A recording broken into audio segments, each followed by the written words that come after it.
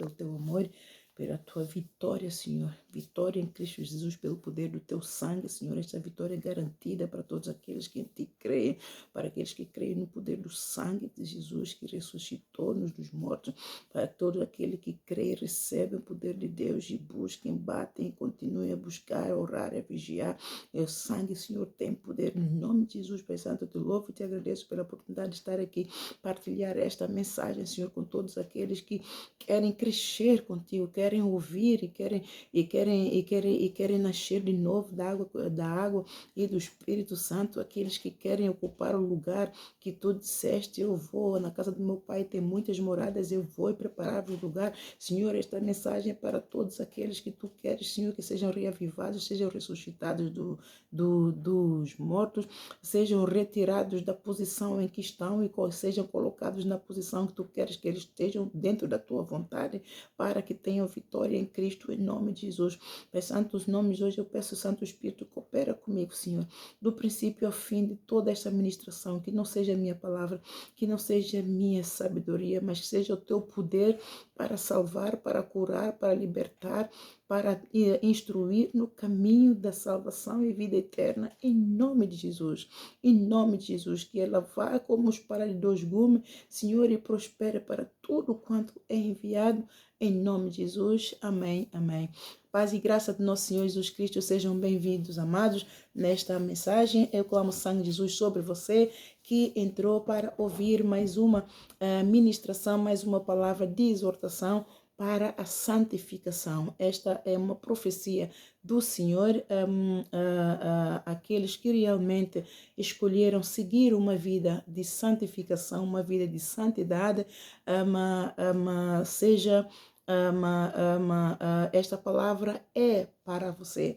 Então, eu oro para que você tenha os ouvidos ungidos, o Espírito Santo te unja com a sua unção, com o seu poder, liberte o teu coração para que tenhas um coração disposto a obedecer e que essa palavra ela seja viva e te reavive e te ressuscite no nome de Jesus.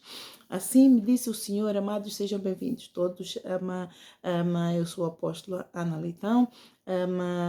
Esta palavra na conversa com o Senhor acerca de uma revelação que o Senhor me fez com relação a dois homens de Deus que naufragaram na fé, o Jorge Tadeu e o Edir Macedo. E a falar com o Senhor acerca que o Senhor me disse que o Edir Macedo irá diretamente para o inferno, porque ele é o joio, e o Jorge Tadeu é a semente que se extraviou. Então a semente quando extravia, então o Senhor dá a solução, mas aquele que é o joio é atado no feixe e é atirado na fornalha do fogo ardente, que é o inferno. Então o Edir Macedo já tem um lugar reservado no inferno. Os portões do inferno prevaleceram contra ele, porque deixou que o joio cobrisse, fez o pacto com Satanás, e a semente não só extraviou-se, como apodreceu. E o Jorge Tadeu, a semente extraviou-se, e quando a semente se extravia, o Senhor tem o poder para exercer a sua misericórdia, e é Ele quem decide o que fazer com a semente. Então, nisto, amados, eu quando disse o Senhor, então, já que essas sementes, ficou coberto de joio e apodreceu, não tem remédio. O outro ficou com a semente se extraviou, então por que o Senhor não remove estes líderes que se apostataram da fé, para que o Senhor dê lugar ao outro de levar o seu povo ao bom termo, ou seja, de salvar todo o seu povo. E o Senhor então me disse, Ana Isabel, eu estou a recolher no celeiro. Amado, isto é muito sério. Nestes finais dos tempos, assim, o Senhor me deu uma revelação muito simples. Há tempos atrás, há anos atrás, quando o Senhor me deu a profecia acerca de duas servas que ele quis recolher no celeiro. Uma ouviu e obedeceu, outra ouviu e não obedeceu. esta serva que ouviu, obedeceu, ela era induzida por aqueles que ouviram e não obedeceram a não me obedecer a mim e a sair do ministério, para não me seguir, para não me obedecer e para sair do ministério. E como ela também tem um ministério de profeta, é profeta menor, é intercessor, é profeta menor, ela disse que Deus mostrou a ela quem eu era em Cristo, porque ela estava confusa. Era toda a igreja em que ela tinha acabado de sair. Deus tirou-a de uma igreja e colocou-a debaixo da minha autoridade para salvá-la. E ela, de tão confusa, pessoas que estavam a falar com ela são pessoas idôneas na fé. Uma delas é que resgatou e trabalhou com ela quando ela esteve enferma, internada no hospital com depressão profunda. Era esta pessoa quem lhe dava de comer na boca, dava-lhe banho. Então, ela estava entre espada e parede, porque pessoas que estavam a falar com ela, dizer ela para não ficar comigo, eram pessoas de fé, eram pessoas que têm testemunhos com Deus. E então ela viu-se entre espada e parede e acreditou que as outras pessoas estavam bem e queria sair. E então, em visão, enquanto ela estava a orar, Deus mostrou a ela, a mim, quem eu era em Cristo Jesus.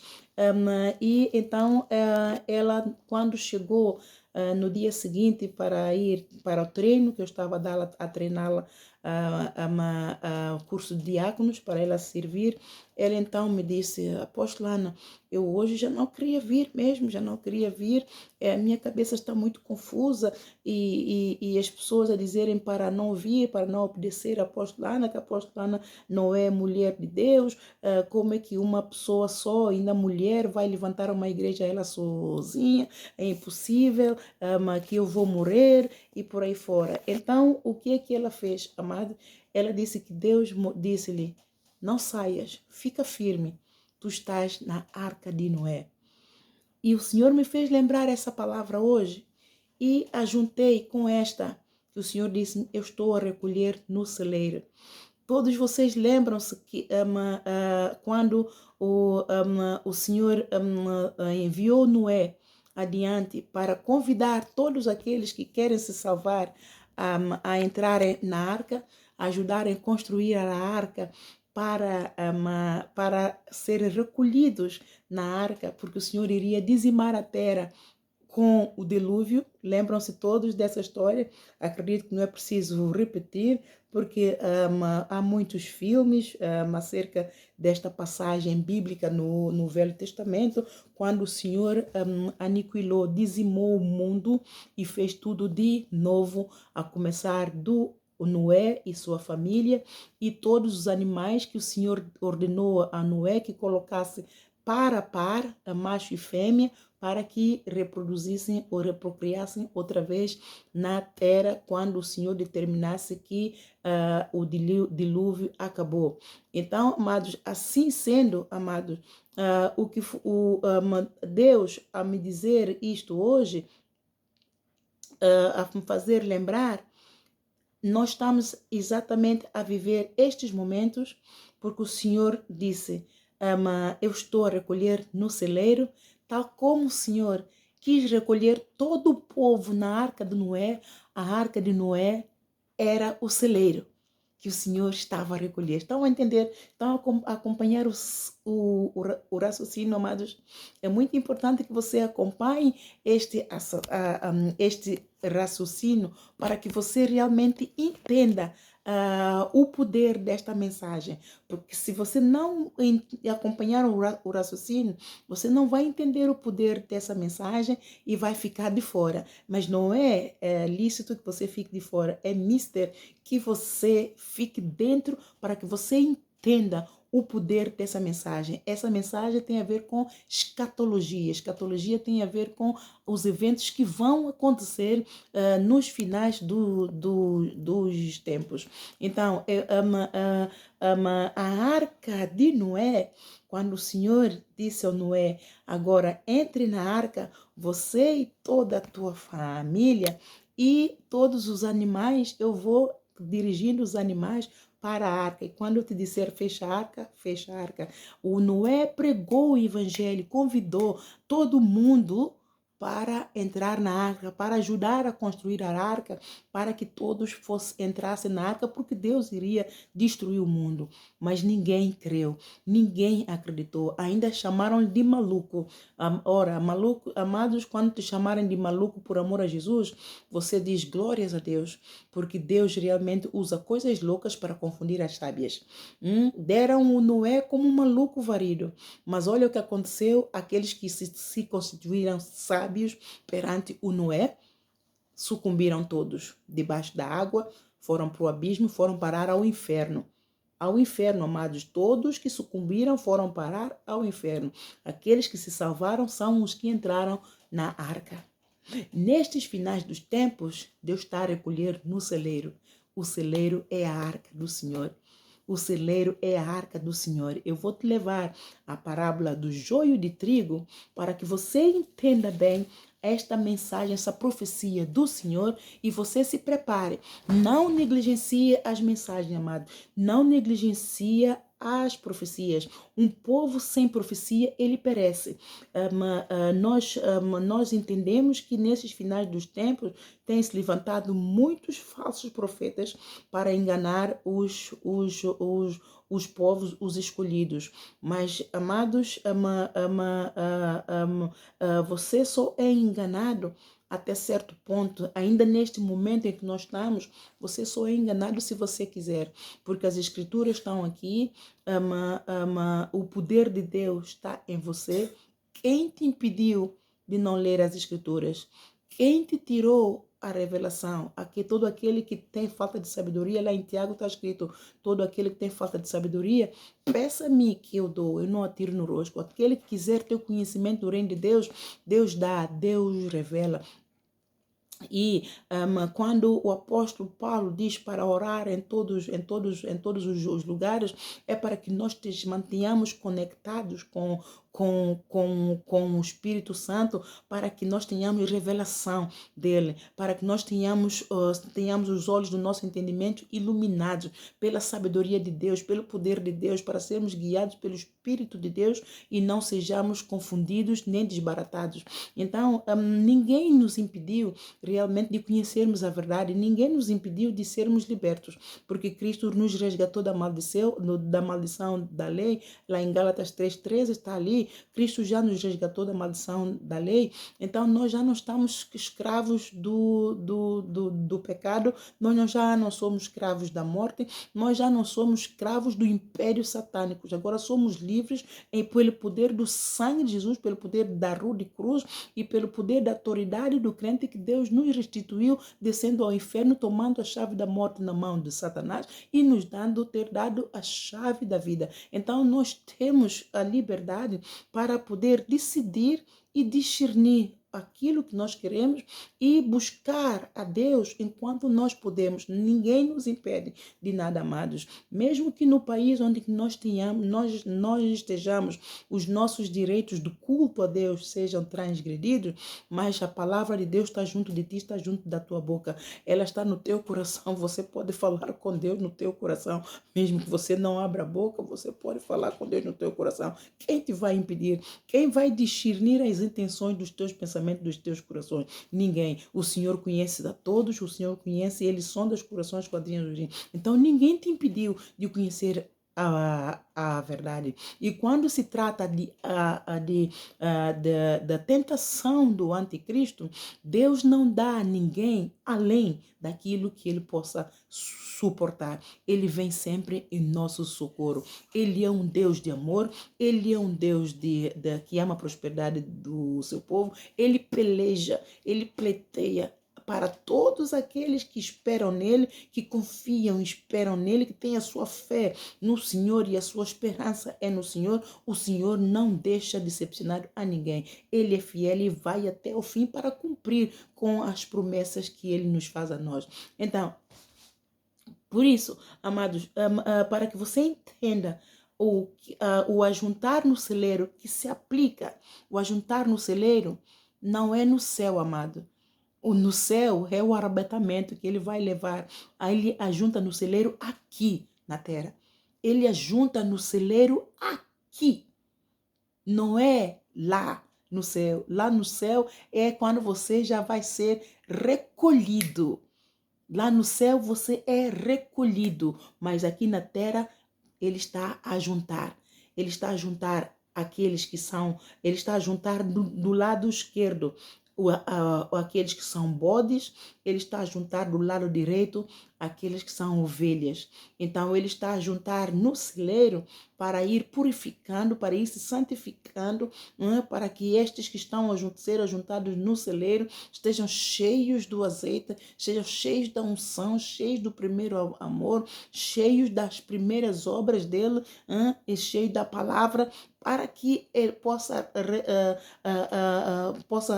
quando ele vier, nós estejamos com as nossas vestes limpas. Ou seja, nós estejamos purificados e libertos de todo o pecado, e as nossas vestes nupciais sejam sem manchas, estejam imaculadas, para nós podermos estar prontos para subir com ele. Então ele está a juntar no celeiro. Então isso trata-se, amados, da parábola do trigo e do joio. E vamos ali ver em Mateus capítulo 13, a partir do versículo 24. Você tem a sua Bíblia, então preste atenção e leia e acompanhe.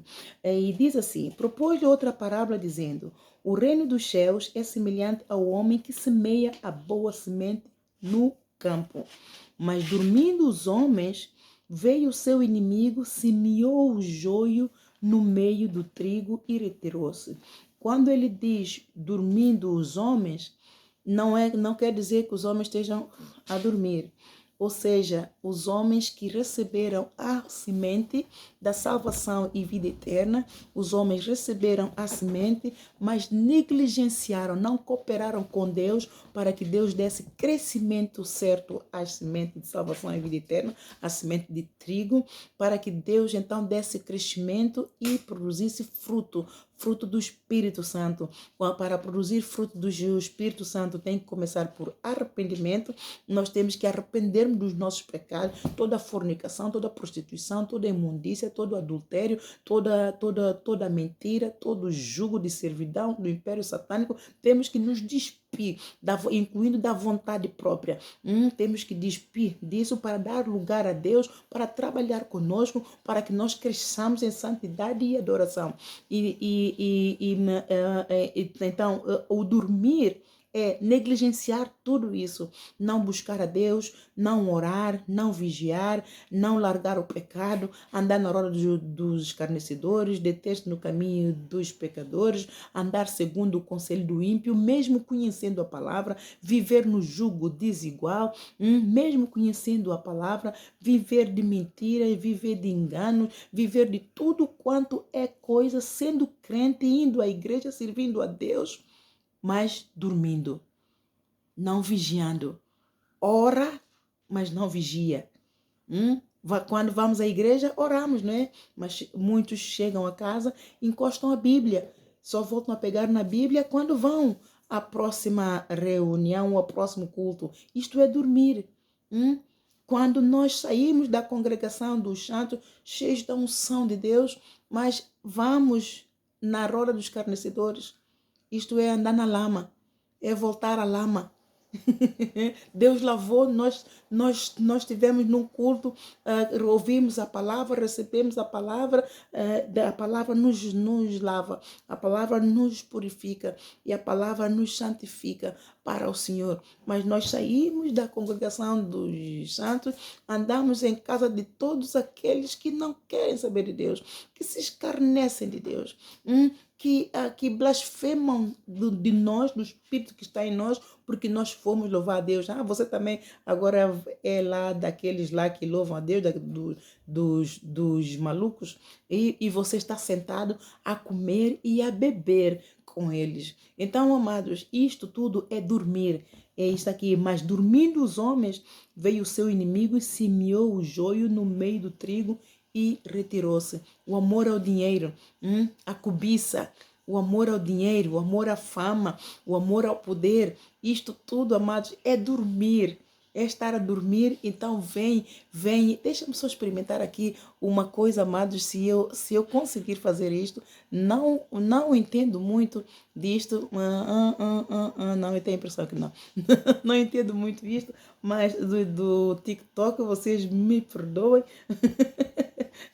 mas isto é só um Deus nos acuda. Mas o importante é que você receba a palavra. Isto é que é mais importante, amados. O resto é acréscimo. Amém? Então, e ele continua. E quando a erva cresceu e frutificou, apareceu também o joio. E os servos do pai da família, indo ter com ele, disseram: Senhor, não semeaste tu no teu campo boa semente? Porque tem então joio? E eles lhe disse: um inimigo é quem fez isso. E os servos lhe disseram: queres, pois, que vamos arrancá-lo? Porém, ele lhes disse: não, para que ao colher o joio não arranqueis também o trigo com ele, deixai crescer ambos juntos até a ceifa. E por ocasião da ceifa, direi aos cefeiros: colhei primeiro o joio e atai-o em molhos para o queimar, mas o trigo ajuntai-o no celeiro. Ajuntai-o no celeiro. Agora você presta atenção à explicação desta parábola que Jesus também dá. Vamos aqui ao versículo 36, que está aqui a explicação da parábola do joio. Embora já tenha explicado um pouquinho, mas vamos ver mais ainda, vamos adicionar mais explicação a esta parábola. Então, tendo despedido a multidão, foi Jesus para casa. E chegaram ao pé dele os seus discípulos, dizendo: explica-nos a parábola do joio do campo. E ele respondendo disse-lhes: o que semeia boa semente é o Filho do Homem. É ele, Jesus Cristo. É ele quem semeia boa semente. Qual é a semente? É a palavra. A palavra é a verdade. A palavra é o espírito e vida. A palavra nos ressuscita dos mortos. A palavra é a semente. Ele é boa semente. É aquilo que você está a receber agora, é a palavra. O reino de Deus é semelhante, é comparado ao agricultor. É todo ele comparado ao processo de uma semente que o agricultor semeia e até ele colher o fruto.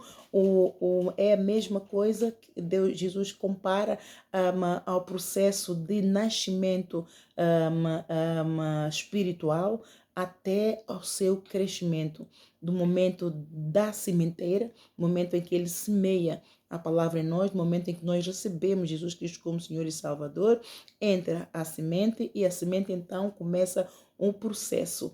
O processo, primeiramente a semente tem que morrer e quando ela morre, ela entra num processo, numa fase de hibernação, depois disso de descanso, porque ela é atacada, ela tem que encontrar a terra firme para ela se firmar, então ela sofre muitos ataques, ela sofre muito distúrbios, muita instabilidade, até que a pessoa que recebeu a semente decida a fazer a palavra, decida a cooperar com Jesus. Então a semente passa por muitas fases, muitas tribulações. E quando a pessoa decide: não, eu não quero mais o mundo, eu não quero mais viver assim, chega, eu vou entregar a minha vida completamente a Jesus Cristo. Meu coração, meu corpo, minha mente, minha alma, eu entrego a ti, ó Senhor. E a pessoa vai andando com Jesus e consagrando-se cada vez mais, entregando-se cada vez mais, tendo compromisso, firmando compromisso com Jesus Cristo. Eu entrego a minha vida em sacrifício vivo, meu Senhor, eis-me aqui. Então a pessoa decide, quando a pessoa decide a entrar em aliança do sangue, da nova aliança com Jesus Cristo, então a semente se vai firmar. E quando a semente se firmar, então aí ele começa a trabalhar, começa a dar crescimento, né? Para aquele o primeiro fruto é arrependimento, que leva à consagração total, e quando a pessoa consagra totalmente a Deus, Deus trabalha com a pessoa, não é? Assim, então, a semente vai produzindo frutos de arrependimento progressivamente e até que ela nasça genuinamente da água e do Espírito Santo. Não importa, ela pode ter batizado agora, não ter sentido que houve mudança, mas posteriormente vai estar aos olhos de todos que e vê-se a mudança na pessoa. Então ali os frutos se mostram, e é por isso que está escrito: pelos seus frutos os conhecereis. Pelos seus frutos os conhecereis. Quando há fruto do Espírito Santo, nós vemos que a semente produziu fruto. Quando não há frutos do Espírito Santo, nós vamos ver também frutos que é do joio, ou frutos de que a semente se extraviou, ou frutos de que a semente morreu, ou frutos de que a semente não, aliás, nem entrou. Entrou, mas saltou. O inimigo arrancou logo e a pessoa ficou vazia. A pessoa não se converte. Então, pelos seus frutos os conhecereis. E voltamos aqui à explicação. Acredito que você tenha entendido um pouquinho esse processo da explicação da parábola do joio. E ele respondendo, disse-lhe no versículo 37, o que semeia a boa semente é o filho do homem. O versículo 38, o campo é o mundo, a boa semente são os filhos do reino e o joio são os filhos do maligno. O campo é o mundo. Por quê? Porque as pessoas estão no mundo, não é? Ele criou o céu e a terra e povoou a terra. A terra é o mundo, então as pessoas estão no mundo. E a boa semente é semeada onde? Nas pessoas, nos seres vivos, nos seres humanos que ele fez a sua imagem e semelhança, que estão no mundo, são os moradores da terra. Então, este é o campo, o mundo é o campo. Por isso é que nós não podemos ficar ali, sempre ali dentro, a pregar o evangelho dentro de casa. Temos que ir ao mundo para semear a boa semente, lançar semente à terra. Aqui eu lanço também, mas é muito importante que eu vá, porque o Senhor diz: bem-aventurados são os pés que pregam as boas novas. Jesus Cristo, ele veio e ele pregou, ele foi a pé para muitas cidades, de cidade em cidade, e ele cumpriu a missão do Pai. E assim os discípulos devem fazer: lançar semente à terra, no mundo. E a boa semente são os filhos do reino. Todas as pessoas que recebem esta mensagem do reino, essa semente de salvação e vida eterna, que recebem a palavra é trigo. Todos os que recebem são feitos filhos de Deus. Lá em João capítulo 1, versículo 12, são feitos filhos de Deus, são chamados filhos de Deus por adoção, por meio da fé. Creram e receberam, a semente entrou, e agora vamos ver o que a semente vai produzir. Se ela vai ficar, ou se ela vai ouvir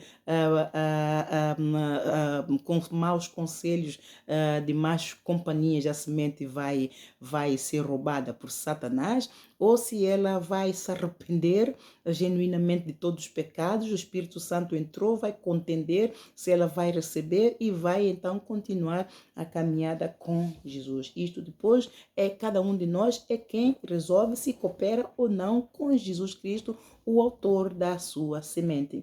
Então, no versículo 39 o campo é o mundo, 38, o campo é o mundo, a boa semente são os filhos do reino e o joio são os filhos do maligno. Os joios são os filhos, é Satanás. Quem semeia a semente do joio é o Satanás. O inimigo que o semeou é o diabo, é Satanás, é o diabo. O diabo envia os seus servos, o Satanás envia os seus demônios e semeia a semente naquele que está a dormir, aquele que negligencia a semente de salvação e vida eterna que Jesus semeou nele, aquele que negligencia a chamada, o dom que tem e o ministério que Jesus Cristo deu a todos nós. Todos nós temos uma missão aqui na terra, não importa se você tenha um talento, não importa se você tenha 3 ou 5, todos nós temos talentos, viemos ao mundo dotado do poder, da virtude do Senhor, somos todos ungidos desde a barriga de Deus, do ventre da nossa mãe, e uns são predestinados como vasos de honra, outros são predestinados como vasos de desonra, mas Deus é poderoso para transformar qualquer vaso de desonra em vaso de honra, se segundo a sua vontade. Então, o inimigo que o semeou é o diabo, e a ceifa é o fim do mundo. E os ceifeiros são os anjos.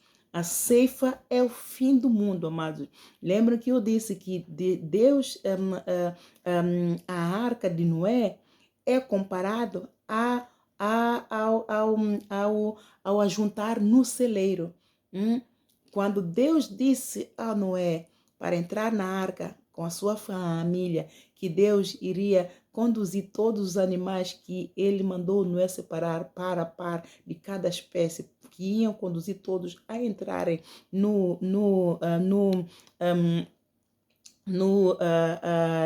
na arca. Então, Deus tinha chegado à ceifa. Tinha chegado à ceifa. Então, a ceifa tinha chegado o fim que Deus tinha determinado para que todo mundo se arrependesse e entrasse na arca. Chegou a ceifa. Nesses finais dos tempos, amado, Deus está a fazer exatamente a mesma coisa. Deus está a recolher os seus no celeiro. E qual é celeiro, amado? Celeiro é a igreja de Filadélfia. Igreja de Filadélfia, você vai ver lá em Apocalipse capítulo 3, de versículo 7 a versículo 13. Todas as igrejas de Jesus Cristo, aqui na face da terra, que se santificam, que se esforçam para sujeitar a Deus, obedecer e sujeitam a Deus, esses são os que santificam para o Senhor. Então eles têm a promessa de salvação e vida eterna. Estes são a igreja de Filadélfia. O apóstolo João era a igreja de Filadélfia. O ministério apostólico Aragem Shine foi intitulado de Igreja de Filadélfia. O Senhor, mesmo enquanto eu pregava no púlpito, à procura daquele versículo que dizia: eis que eu estou à porta e bato. Aquele que abrir a porta e deixar-me entrar, eu entrarei e cearei com ele e ele comigo. E já há algum tempo que eu não lia o versículo, e naquele momento tocou-me no coração ler aquele versículo para o povo. E então eu pedi para abrirem, mas como eu não me lembrava muito acerca de que igreja era aquela, então eu abri a página atrás para ler, para saber de que igreja era aquela, para ter para ter um discernimento maior, para explicar melhor. E eis que quando eu viro a página, Deus então, deste lado do meu ouvido, eu ouço: tu és a igreja de Filadélfia. Amados, eu quase desmaiei do púlpito. Tu és a igreja de Filadélfia. Bem no meu ouvidinho. Até senti aqui um ventinho a soprar. Tu és a igreja de Filadélfia. Eu fiquei assim, abananada. Disse: ai. Então eu fui ler a igreja de Filadélfia, mesmo ali. Eu disse: ai, o Senhor disse que nós somos a igreja de Filadélfia. Ai, ai. A igreja de Filadélfia tem a promessa de salvação e vida eterna. O Senhor me disse: Ana Isabel, se eu vier hoje, mais do que metade das minhas igrejas não sobem. Se eu vier hoje, ou seja, neste momento, se o Senhor vier, mais do que metade das minhas igrejas não subirão. E então o Senhor me disse: leia Apocalipse. E quando eu fui ler Apocalipse, então ele me deu o discernimento. Se vocês forem lá ler as cartas, eu já preguei isso várias vezes, mas nunca é demais repetir para que o povo tenha reavivamento e tenha mais discernimento, porque a fé vem por ouvir e ouvir a palavra de Deus. Quando eu fui lá e li, se vocês forem lá, vocês vão ver que se o Senhor Jesus vier hoje, só duas igrejas estão prontas a subir: a igreja de Esmirna e a igreja de Filadélfia. E Deus expressamente me disse: eu não estou a juntar na igreja, eu não estou a juntar no celeiro, na igreja de Esmirna, porque ela é muito perseguida.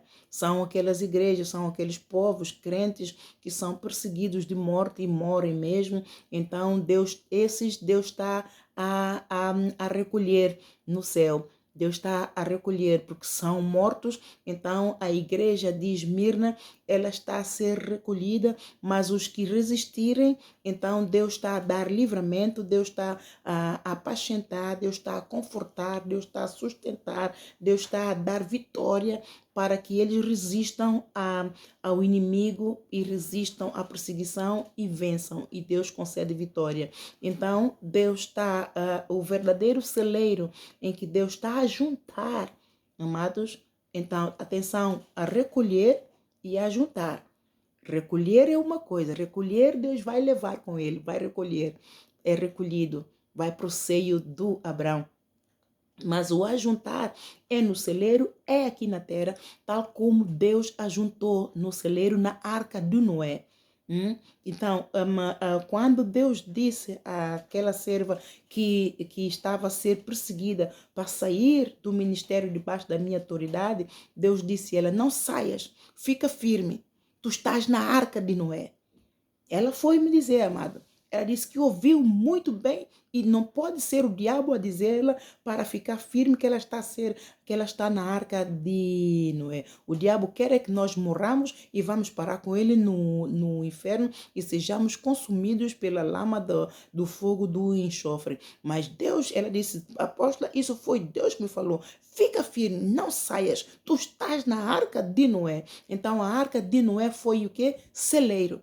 Foi celeiro e Deus está a recolher os seus para que possam, depois de Deus destruir toda a terra vai ser destruída com fogo, amados. Ela vai ser destruída com fogo. Primeiramente foi destruída com o dilúvio. Deus prometeu a Noé que nunca mais iria destruir a terra com o dilúvio. Deus fez uma promessa. Por isso é que todas essas cheias que nós vemos em todo o mundo, que moram milhões de pessoas, países, cidades completamente destruídas em ruínas, isto é só um aviso para o arrependimento. E quando nós vemos o arco-íris no céu, esta é a marca que Deus pôs para fazê-lo lembrar, para não destruir a terra com o dilúvio, porque a ira, isso ajuda a reter a ira dele. Amados, o Senhor está irado contra os moradores da terra, por causa da imundícia, por causa da desobediência, por causa da insubordinação, por causa de nós tornarmos uns carrascos uns contra os outros, nós cometemos genocídios uns contra os outros, nós comemos a carne uns dos outros, nós matamos com gosto uns aos outros, e o Senhor está abominado, mas o Senhor está a reter esta ira, amado. Ele mesmo me disse, Ana Isabel, todos nós temos um instinto animal dentro de nós, e eu sou o leão da tribo de Judá. Se eu rugir, a terra teme. Amados, é para você ver o quão abominado o coração de Deus está com os moradores da terra. Ele só não destrói a terra a qualquer momento por causa da misericórdia dele e por causa da promessa. Ele é Deus fiel, que vela pelas suas palavras para fazer cumprir. Então, ele está a reter a ira, ele está a aguentar, ele está a segurar o coração. O coração dele é um coração sofredor, amados. Ele sofre por causa dos nossos pecados, que ele tem que aguentar. Ele sofre por causa das nossas imundícias. Ele sofre por causa das idolatrias, adorar outros deuses com bruxarias, feitiçaria, tudo quanto é casta. Isso abomina o coração do Senhor. Idolatria perante o amor ao dinheiro que tem destruído o mundo. O mundo tornou-se um mundo desigual, em que a desigualdade está aos olhos de todo mundo, em todo lugar. Os chefes das nações, que são pais de cada nação, que têm a obrigação de cuidar dos seus filhos, que são povos das suas nações, eles já não cuidam, eles só estão interessados com a sua fama. Agora ele é presidente, agora ele é primeiro-ministro, agora ele é rei, agora ele é rainha, só está preocupado em passear a sua glória, do salário gordo que ele ganha, da limusine que ele anda. Ele não está preocupado com o bem-estar do povo da sua nação. E por isso, e Deus está abominado com o amor ao dinheiro, o amor ao mundo, o amor à fama, amor a toda a glória do mundo que vai perecer, tal como nos tempos de Noé. Tudo foi parar aonde? Onde é que está a glória do mundo? Que era pesada, que todos corriam atrás, matavam-se uns aos outros. Onde é que está? Assim vai acontecer nesses finais do tempo, amado. A glória do Senhor, o Senhor não se deixa escarnecer. A glória do Senhor será vista na terra. Se você crê, você verá a glória de Deus. A glória do Senhor já está a ser vista. Mas os chefes das nações continuam muito distraídos porque a conta bancária está cheia. A conta bancária está cheia, a sua fé está naquela conta bancária. Mas, amados, há de chegar o momento que eles vão querer que essa conta bancária resolva o seu problema, mas eles não vão poder. Assim como os povos viram que a chuva caía e não parava, e o rio só subia, e só subia, todos os reis, todas as rainhas, todos aqueles vestidos, toda a corte, todo o protocolo, tudo quanto era, que foi para onde, amado? Todos ficaram vítimas do sinédrio, foram vítimas do juízo do Senhor, foram vítimas da ira do Senhor. Ficou tudo debaixo da água, afogado. E assim vai ser, amados, nesses finais de tempo, vai ser tudo queimado. Vai ser tudo queimado. Porque não ouvem a voz de Deus. Porque não promovem direitos humanos das famílias. O povo, amado, os moradores da terra, não são dos governantes. Os filhos, assim como os filhos não pertencem aos pais, os filhos são nossos por um determinado tempo, período de tempo.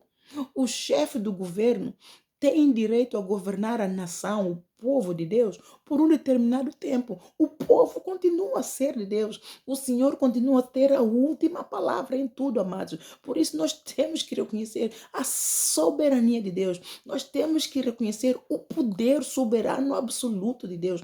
Ele é o alfa, o ômega e o fim. Ele é o princípio, o meio e o fim. Ele determinou o princípio, ele tem determinado o fim. Se você crê, você será salvo. Se você não crê, amado, ele vai chorar, mas ele não vai morrer. Ele vai continuar a ser Deus, lá sentado no trono dele, todo soberano, bonitinho, gostoso e majestoso. Tão simples como isso.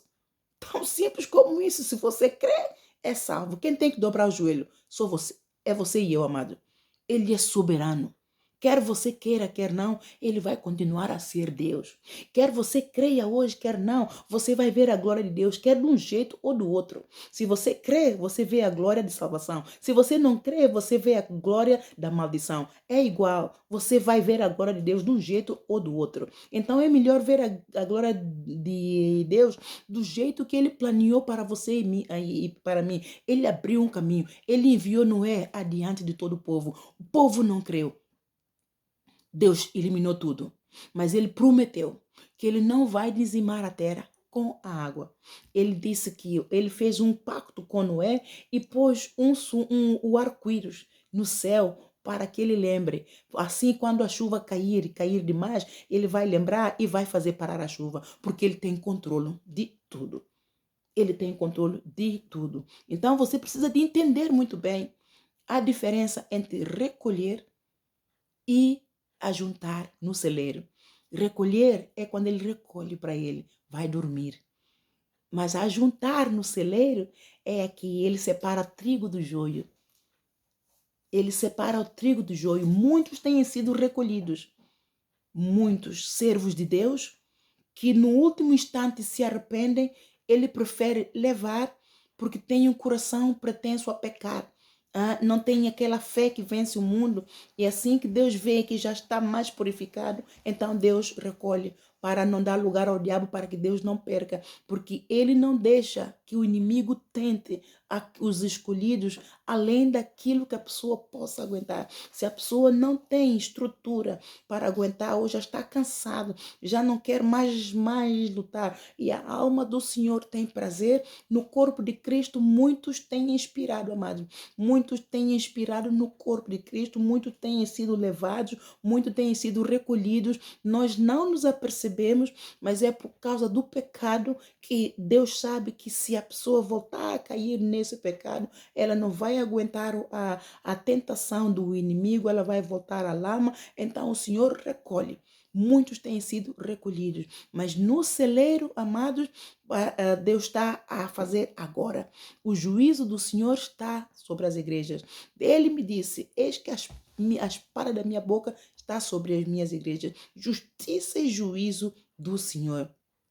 Não ignora a profecia, amado, porque se você é aquele que examina as escrituras, se você é aquele que examina os espíritos, é o espírito que devemos examinar, porque é o espírito que confirma tudo e todos, é o espírito que vivifica, é o espírito que ressuscita. Se você quer examinar o espírito, vá ter a palavra, examine as escrituras e o espírito te vai revelar. Daquilo que eu te estou a dizer não é para negligenciar.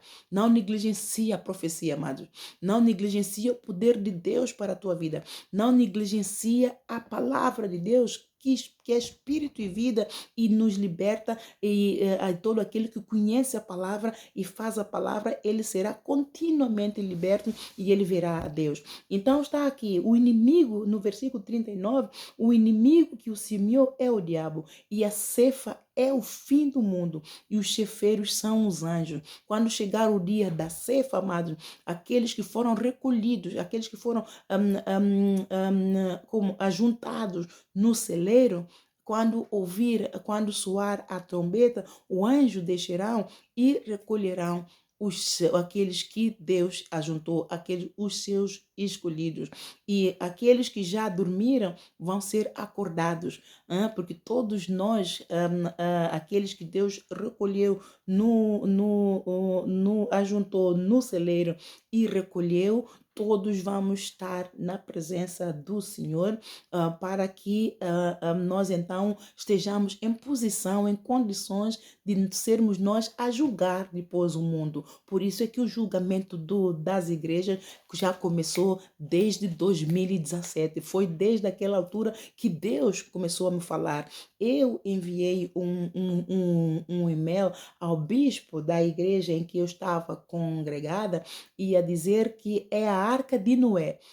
Eu não me lembro muito bem dessa profecia, mas eu tenho aguardado, tenho imprimido, tenho guardado, mas a profecia dizia que nós estamos na Arca de Noé, é tempo de todos começarem a entrar na Arca de Noé. Você veja, desde 2017, e Deus confirmou essa profecia a mim mesma, foi quando a pastora Cristina acho que foi em 2021, foi em 2021 que ela começou a congregar comigo, que ela então disse, que Deus disse a ela que ela está na Arca de Noé. E isso foi para mim a confirmação daquilo que o Senhor me tinha dito, que eu falou pela minha boca em 2017. Para que você veja os anos, e o Senhor confirma tudo em todos, é o Espírito que confirma tudo em todos. E hoje, ao pregar, a dizer que o Senhor está a juntar no celeiro, o Senhor então disse, falou por mim, não é? Deu uma revelação, e é Ele a me dar a revelação, que o ajuntar no celeiro é comparado à Arca de Noé. No tempo que ele disse, ou não é? Para ajuntar todas as pessoas, falar às pessoas, pregar às pessoas o evangelho, para dizer às pessoas o que vai acontecer, que Deus vai acabar com o mundo, Deus vai eliminar o mundo com o dilúvio. Venham ajudar-me a construir a arca, porque a arca vai levar muito tempo e o Senhor me disse para fazer assim, assim, assim, é gigante, eu sozinho não consigo, então vamos todos juntar, porque o Senhor vai acabar com a terra, o Senhor vai eliminar isto, a arca, todos aqueles que dessem ele as mãos para poder construir a arca, esses iriam entrar na arca. Mas ninguém ajudou Noé, só Noé e a sua família trabalharam na arca. Então o que aconteceu? Levou mais tempo, atrasou o plano de Deus, Deus está a dizer, não, não atrasou, foi no tempo dele. Foi no tempo dele, por quê? Porque ele conduziu o Noé a trabalhar dentro daquele período de tempo para dar o tempo às pessoas para se arrependerem.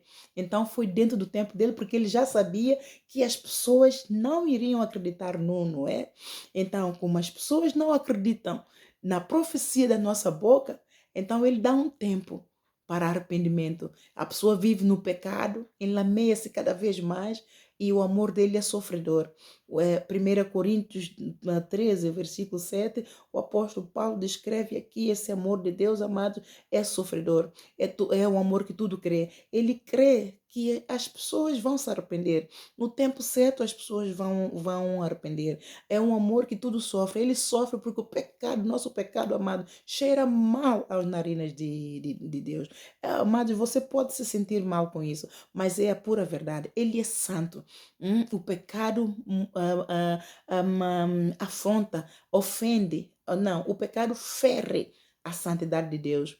E o pecado afronta a autoridade de Deus. Então cheira muito mal, é abominado, é abominável a narina de Deus. Então ele sofre. Ele sofre também porque ele vê que nós estamos debaixo da escravidão do império satânico e o inimigo está a nos castigar por causa do pecado, por causa da nossa irreverência, por causa da nossa soberba, por causa da nossa altivez em não responder ao chamado do Senhor para entrar no esconderijo de Deus e proteger-nos. Então o amor dele é sofredor também por aqui. E o amor dele é sofredor por todos aqueles que não têm capacidade de ouvir o chamado, que estão a depender do pai ou da mãe, nesse caso, as crianças, os jovens e os idosos, que estão a depender de ajuda deste e daquele para levar ao Senhor e não têm essa ajuda. Então ele vai dando tempo, ele vai dar tempo para que as pessoas se arrependam. Então o amor dele tudo espera. Vai lá ler, amados, 1 Coríntios capítulo 13, versículo 7. O amor dele tudo espera, ele nos espera. Pacientemente ele espera por nós, amados. Nós ficamos para irmos à casa de Deus ouvir uma reunião só pelo fato da palavra estar a ser pregada, já passou 2 horas, aí é só falar, ficamos enfadados, não temos paciência para ouvir a palavra de Deus. E a todo tempo, amados, nós ficamos na universidade. Quanto tempo leva uma lição da universidade? Eu, pelo menos, quando fiz a universidade de advocacia no Trafalgar, na University Square, que pertence a East London, Law, eram 3 horas, amados. 3 horas por cada lição. Nós começávamos a assistir a lição, às vezes 2 horas depois já estamos aí, a dormir.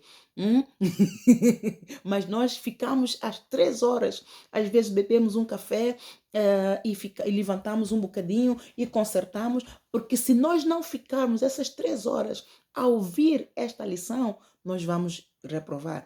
Amados, porque é da lição, muitas das vezes eu fazia exames só ouvir as lições, amados. Não tinha tempo para poder engajar-me em muitas leituras. Tudo aquilo que eu ouvia ia me ficando. E eu procurava sempre entender a explicação do professor, porque é com a explicação dele que eu tinha aquele incentivo para estudar os livros, para investigar. Aí o professor falou deste caso, deixa-me ler aqui este caso. E a todo tempo, isto é que é para o mundo, é para nós vencermos o mundo, no mundo de emprego, no mundo de muitas outras coisas. E aqui, com a palavra, nós quando vemos meia hora, já estamos a olhar o relógio. Essa pregação já está a demorar muito. Não temos paciência. Mas Ele é paciente. Ele espera por nós anos, amados, até que a gente se arrependa.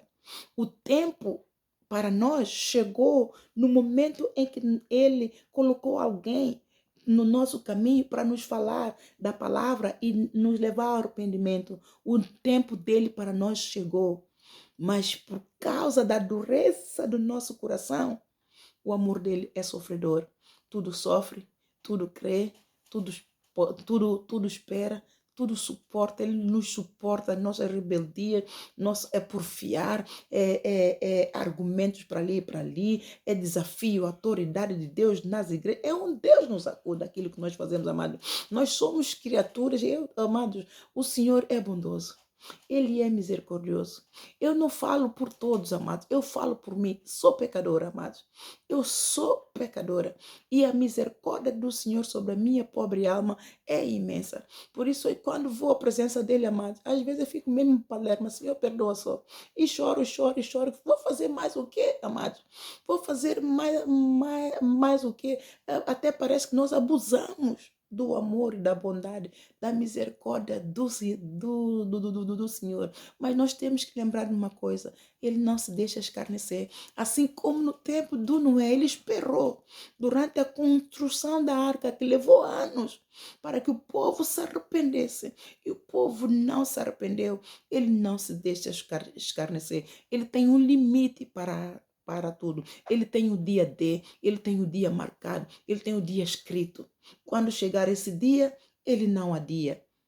Ele não adia, amado. Chegou o dia, é o dia do Senhor. Ele é fiel à sua palavra e à sua vontade. Então, o que nós temos que fazer? Aproveitar este momento da graça. É uma graça redentora. É muito importante que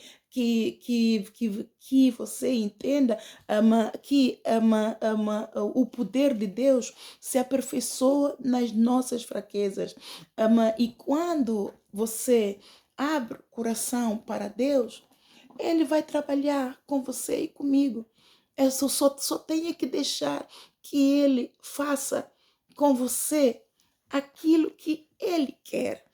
Aquilo que Ele quer. Se você não deixar, Ele não vai fazer. Porque Ele é um Deus que quer ser amado, não de uma forma obrigatória. Por isso é que está escrito na palavra dele, não por força, não por violência, mas pelo seu espírito. Então, o espírito dele é um espírito de amor que quer ser amado, que quer que nós o amemos de livre vontade. Ele não quer obrigar a ninguém. O inimigo é que força a barra. Ele empurra a porta e entra com toda a força e te obriga a fazer aquilo que ele quer. Ele faz com força. Obriga, te prende e é por força. Mas Jesus Cristo não. Ele vem falar de mansinho. Ele fala contigo, ele te instrui, ele te esforça, tem bom ânimo. É aquela voz mansinha, é aquela voz paciente. E quando ele vê que você está a perder a bênção, ele te dá um abanão. Por quê? Porque ele sabe quem é que está aqui pronto para te tragar. É o inimigo que está de redor para ver se traga. E ele tem compaixão pela semente da salvação e vida eterna que ele colocou em mim e em você. Ele não vai colocar em nós uma semente para essa semente depois extraviar. Um agricultor, quando lança uma semente à terra, ele, claro que quer ver frutos. Ele já faz plano com esses frutos. Ele diz, essa semente eu vou fazer assim. Ela se produzir a 30 ou a 60, eu vou vender aqui, eu vou dar aqui, eu vou abençoar aqui, eu vou fazer aqui, eu vou guardar, eu vou semear mais para dar mais frutos. Eu vou limpar, Ele cuida da sua semente, amados. O agricultor, quando vê uma semente a morrer, uma flor, aqueles que gostam de flores, quando veem a sua flor a morrer, o que é que vocês fazem? O que é que vocês fazem? Tomam isso como exemplo. Você poda, você vira, você tira, muda de lugar, você diz, ai, a minha planta está a morrer. Ai, deixa-me ver se sabe. Não é, amados. É assim, eu já tive plantas, quando semeava milhos, nós tínhamos, onde eu morava, no quintal da minha mãe, por cima, tinha um terreno, é fértil. Você não precisava de cavar a terra para pôr lá a semente, é só atirar. E ela dava. E então, mas eu gostava muito de ver milhos e tomates. Essas duas coisas eu gostava muito de ver. E cebola. Deus está-me a dizer agora, e cebola. Eu me esqueci de cebola. Quando aparecia aqui as folhinhas verdinhas, ali aquele rebento, dava-me uma alegria, mas só que eu não sabia cuidar disto e vinha as galinhas e comia. Assim que rebentava a folha, as galinhas comiam tudo. E eu ficava sem a colheita. Pronto, eu sou um caso à parte, péssima agricultora, mas o verdadeiro agricultor, ele faz tudo para proteger, ele vai por cerca, ele vai regar, ele vai cobrir para que as galinhas não entrem, para não comer aqueles primeiros rebentos. Bem, assim é o nosso Deus, ele cuida da sua semente, ele protege a sua semente, mas ele está à espera que nós cooperemos com ele, porque se nós não cooperarmos com ele, a semente não vai crescer, a semente não vai dar fruto e a semente vai morrer, a semente vai extraviar, vai até apodrecer. Muitas sementes nós vemos quando regamos demais, o que é que acontece? A semente sufoca e morre, apodrece. Então, é por isso que ele quer que venham de livre arbítrio. Ele convida, vinde a mim, todos vós que estáis cansados e oprimidos, eu vos aliviarei. Tomai o meu jugo que é leve e suave e aprendei de mim que sou humilde e manso do coração. É para ver que o jugo dele é leve e suave, porque é os mandamentos dele. O jugo dele é o quê? É os mandamentos dele. Ele diz, eu tenho amor para te dar, eu tenho a vida para te dar. Mas há condições. Eu sou santo, então eu não posso levar para mim do jeito que tu estás imundo. Eu sou soberano, então eu não posso levar-te assim, do jeito que tu estás todo desandado, como ovelha sem pastor. Então eu preciso te pastorear, eu preciso te instruir, eu preciso te lavar, eu preciso te purificar. Então essas condições que eu tenho para ti é para que eu tenha tempo de te moldar e te aperfeiçoar, te curar, te libertar e te encher do meu jugo, que é leve e suave, encher-te da minha vontade, encher-te da minha palavra.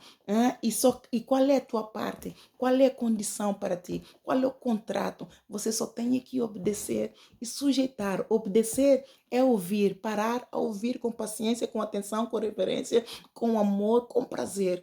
E sujeitar é fazer a palavra, é obedecer. E depois disso, você então é recolhido no celeiro.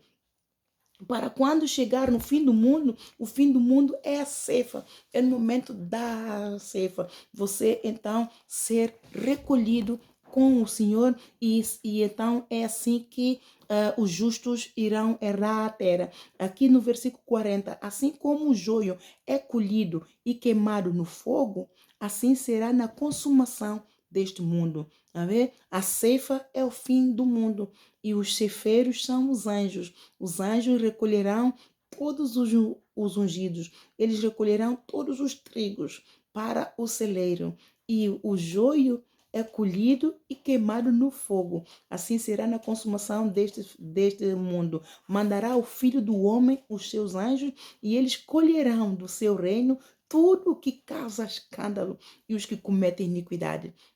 Aqui, só estas duas palavras, amados, isto é multiplicação de iniquidade. Todos aqueles que causam escândalo ao nome do Senhor, todos aqueles que cometem iniquidade, esses serão amarrados como no feixe e lançados no fogo. E lançá-los na fornalha do fogo, ali haverá pranto e ranger de dentes. Você quer parar ali, amado? Você quer ir parar ali? Não atenta ao Senhor como os antigos atentaram ao Senhor no tempo de Noé. E o Senhor me disse, Ana Isabel, nestes finais dos tempos, é como nos tempos de Noé. Andam a dormir. Estão a deixar ser cobertos de joio. Andam na fornicação, prostituição, na imundícia, tudo quanto é idolatria por dinheiro, amor ao mundo, cobiça, vaidade, ciúme, enfim, idolatria de tudo quanto é casta. Tá? Quando o Senhor vier, o Senhor anda a falar. O Senhor diz, congregai-vos, ó vós que não tens vontade. Porque é na congregação dos santos, amado, que somos apacentados. É na congregação dos santos que há a oração de concordância, amado. É a oração de concordância do jeito que Deus quer, do jeito que Deus instituiu. Deus não vai levantar uma congregação dos santos para ficar vazia enquanto você decide orar em casa. É hora em casa, você pode orar em casa, mas você tem que cumprir, você tem que pagar o preço do segundo mandamento. E congregação dos santos é um meio para que você cumpra o segundo mandamento. Agora, se você não vai à igreja porque você não suporta esse irmão, aquela irmã, o pastor, então você não vai entrar no reino dos céus. Você não cumpriu e não pagou o preço da tua salvação, porque o pagamento do preço da nossa salvação inclui o primeiro e o segundo mandamento. E o Senhor estipulou que congregar, a partir do pão, Atos 2:42, é um mandamento do Senhor para o cumprimento do segundo mandamento. Se você não suporta a cara do teu irmão, do teu pastor, aí apóstolo Ana, eu não suporto esta mulher, como me chama esta mulher, se você não suporta, amado, eu estou no meu lugar a fazer a minha parte. Você veio, glórias ao Senhor, que o Senhor conseguiu convencer esta alma. Se você não veio, amados, eu não posso fazer nada, o Espírito entristece, mas eu estou no meu lugar. Eu estou a fazer a minha parte, porque a salvação é individual. Eu quero ser recolhida no celeiro e eu quero ser recolhida lá no céu com o Senhor. Então eu vou perseverar, eu vou ficar no meu lugar cumprindo com a minha missão. Agora cada um tem que cumprir com a sua, amado. Eu te encorajo a fazer, a desejar ser recolhido no celeiro, amados, ser ajuntado no celeiro aqui para ser recolhido no lugar que Deus tem preparado para você. Não escolha o outro lado, amado. Arrependa-se hoje, porque olha o que está aqui. Então, os justos, aqueles que serão recolhidos com o Senhor no seio do Abraão, os justos, eles são justos, estes resplandecerão como o sol no reino do seu Pai. Quem tem ouvidos para ouvir, que ouça o que a igreja diz ao povo. Amado, se você entendeu bem esta mensagem, passe essa mensagem. Não guarde só para você, amado. Você é livre para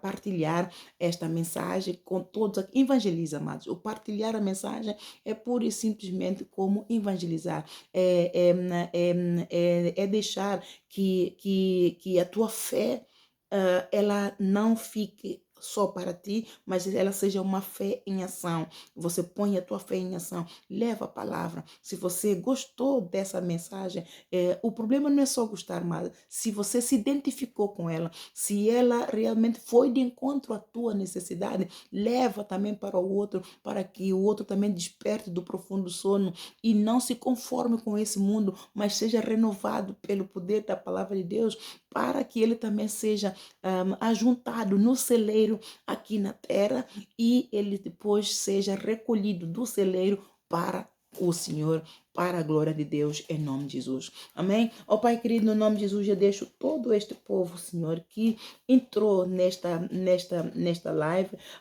Pai Santo, e todos que futuramente virão a ver, eu oro para que o seu Santo Espírito toque em cada um deles, para que eles não se envergonhem do Senhor Jesus Cristo, para que eles testemunhem também do poder de Deus para salvar, e que o Espírito Santo está aqui para convencer do pecado, da justiça e do juízo do Senhor, para que todos dobrem o joelho ao nome de Jesus e confessem com a sua boca, crendo no coração que Jesus Cristo é o Senhor, para a glória de Deus, e o único nome pelo qual debaixo da terra há debaixo do céu há salvação, Senhor, para que eles também levem essa palavra para todos aqueles quanto o tem poder, o Senhor tem poder para salvar. Guia cada um de nós, Senhor, que a palavra seja viva, que essa palavra seja viva em mim, neles, Pai Santo, como foi em mim, que ela seja viva, Senhor, ressuscite dos mortos, desperte, Senhor, do profundo sono do pecado, liberte, Senhor, de tudo quanto é cegueira espiritual, desta por terra